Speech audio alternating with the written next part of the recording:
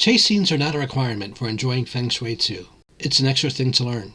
If you never have chase scenes in your game, that's just fine. I recommend that you first play or run several normal sessions, then come back to learn about chase scenes if you want. There's plenty of time.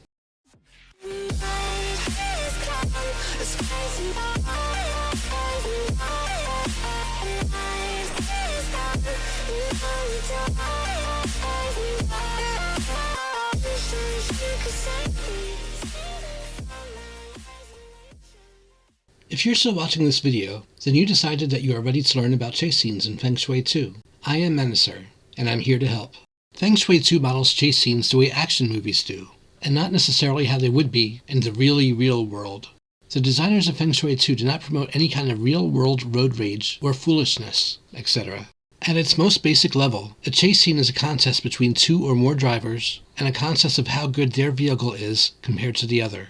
Most of the time the vehicle will be a car or truck, but a motorcycle, rickshaw, or chariot works just the same. For that matter, so do tanks, boats, and fighter jets. If your GM allows you to match stats of different vehicles, like a tank and fighter jet, you might even drive a mega mecha.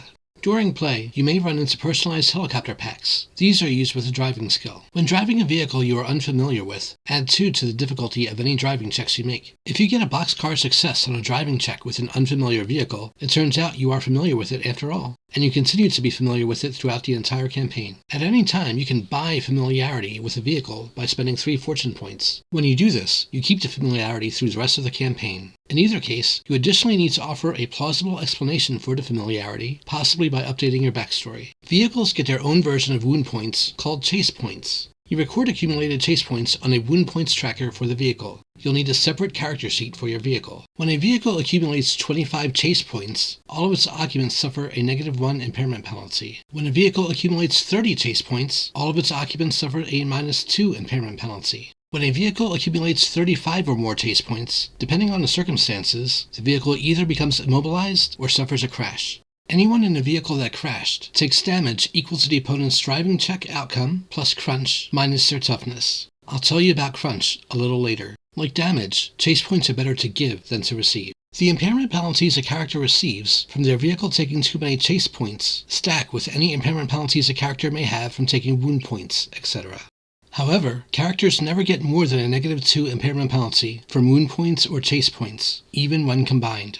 In addition to having their own version of wound points, vehicles also have their own stats, which we will go over in a little bit. The only thing a driver contributes to their vehicle is their driving skill and any driving sticks they may have. Everything else is up to the vehicle stats, even initiative. The best player character chase scene drivers in Feng Shui 2 are the driver and the highway ronin. The reason they are so good at driving is because it's almost the only thing they do. Nearly all of their starting sticks are driving related. They're not as good at shooting or swordplay as some of the other archetypes who do that for a living, but they are both excellent drivers. The bodyguard, everyday hero, full metal nutball, karate cop, killer, maverick cop, scrappy kid, and thief also start with a driving skill. A few of these even have a driving stick or 2 to make them a little better in chase scenes. All other archetypes start playing as unskilled in driving, but they all can still use it at a skill value of 7. Your goal in the chase scene is to give your antagonist more chase points than they give you. It's up to you and the GM to describe what is happening with the vehicles during the chase scene, but the other players are actively participating, and they will help describe things too. When a chase scene begins, the GM divides the evaders from the pursuers. If your objective is to get away from the bad guys, you're the evader. If your objective is to catch up to the bad guys, you're the pursuer. For cinematic excitement, evaders always start far from their pursuers. Of course, if no one is trying to get away from anyone, and you're all just using vehicles as weapons, Feng Shui 2 will accommodate that, too. Making a driving check is a 3-shot action. During a chase scene, the vehicle's driver must make a driving check as their first action in every sequence. The goal of the driving check is to meet or beat the antagonist's driving skill. If you win the driving check, and you are the pursuer, your vehicle moves near the antagonist, and chase points are calculated. If you win the driving check, and you are the evader, your vehicle moves far from the antagonist, and chase points are calculated. If you fail the driving check, nothing of consequence happens. You're both doing your driving thing, and remain the same distance from each other, and no chase points are applied. It's only when your vehicle is near the opposing vehicle that you can attack it with a collision, like bumps, rams, and sideswipes, etc. When a vehicle is far from its antagonist, all its driver does is drive. As long as he already made a driving check this sequence, the driver technically can make a weapon attack or take some other non-driving action, but he and the vehicle are penalized if he does. His best option is to make a driving check. If he succeeds, he dishes out chase points, bringing the chase scene closer to an end. Other characters in the vehicle can take any action they normally could, including making range attacks or stunt attacks against the occupants of the other vehicle. Normal handheld weapons won't usually cause chase points to a vehicle unless that attack happens to roll a positive boxcars. If the players have the right kind of creature power, genome, or sorcery sticks, they can use those to make attacks against the opposing vehicle or its occupants. Players can also use stunt attacks or really big guns like rocket launchers or vehicle-mounted weapons to attack the opposing vehicle. Player characters with flight can participate in a chase while flying instead of being inside a vehicle. Martial artists with prodigious leap can also keep up while not in a vehicle.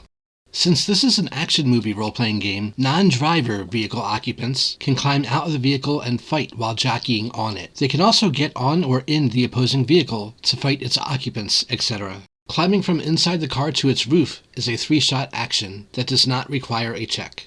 If a vehicle takes chase points while you are riding on top of it, make a difficulty 12 defense check to stay on top of it. On a success, you're good. On a failure, you are dislodged from the vehicle. To find out how much damage you take from this, roll a swerve and add 10 to get a smackdown, which is then reduced by your toughness. Describe the result based on the size of that smackdown number. It might represent a scrape or your tumble into the path of an oncoming SUV. Unless you have some way of getting back into the fight, or an enemy stops to come after you, you're left behind. When left behind, you can take a 3-shot action to make a difficulty 12 fortune check. If you fail this check, you can try again on a future turn. Each time you try, the check you need to make is reduced by 2, making it easier. If you can't make the fortune check, or if you just don't want to, you can pop back into the story at the next appropriate seeming moment, possibly having had an adventure in between.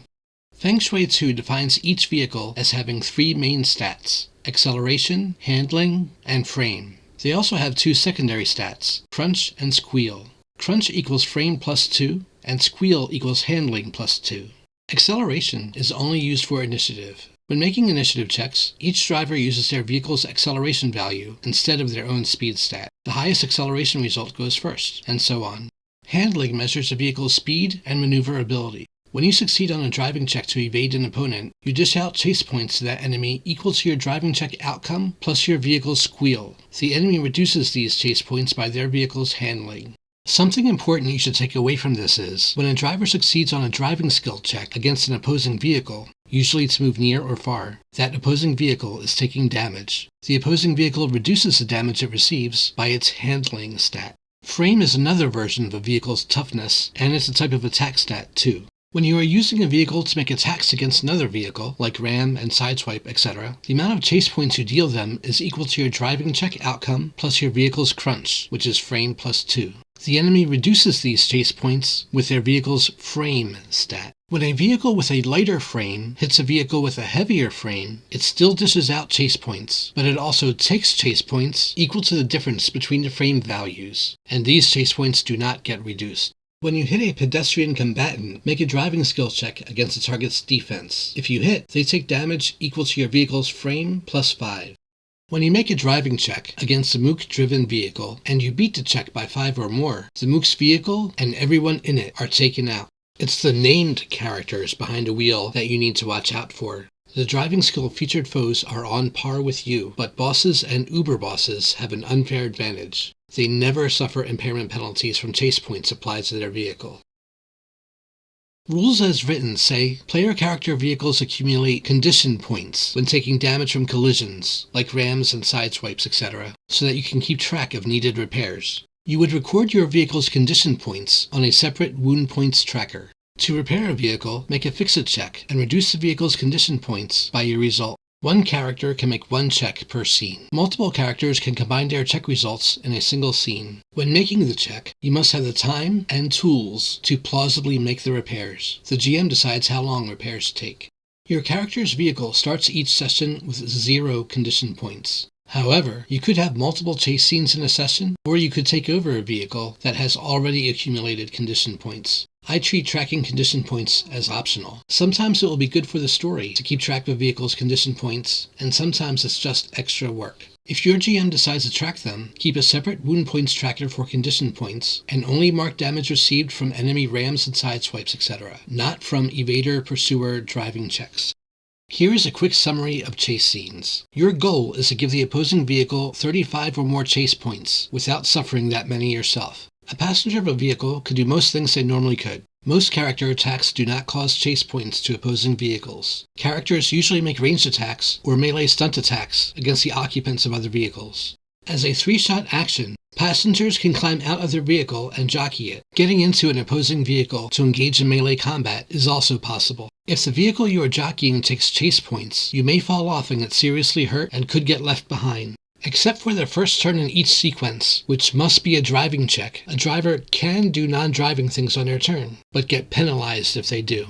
A driver in a chase scene generally has 3 options. Make a driving check to move far from their opponent, which is evade. Make a driving check to move near their opponent, which is pursue. If already near, make a driving check to ram or sideswipe their opponent, which is collide.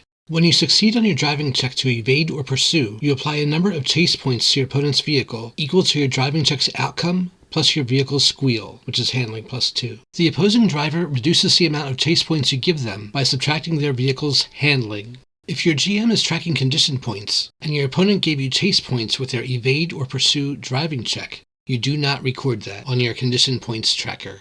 When you succeed on a driving check to collide, you apply a number of chase points to your opponent's vehicle equal to your driving check's outcome plus your vehicle's crunch, which is frame plus 2.